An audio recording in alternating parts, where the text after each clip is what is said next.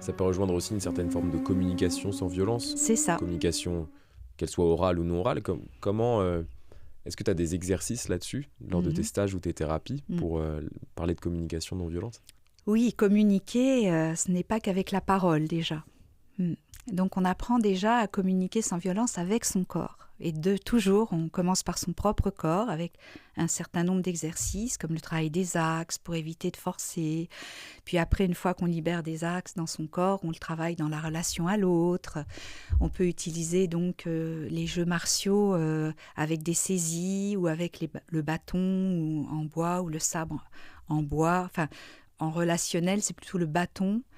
Voilà, pour avoir un contact. Le sabre, c'est plus en dynamique, et en dynamique relationnelle sans se toucher.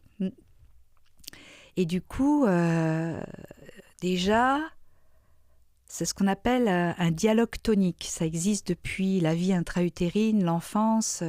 Le premier langage de l'être humain est un dialogue en silence, de mouvement à mouvement, de cœur à cœur, d'action gestuelle à action gestuelle. Voilà. Et du coup, je recrée les conditions pédagogiques d'accès à cette capacité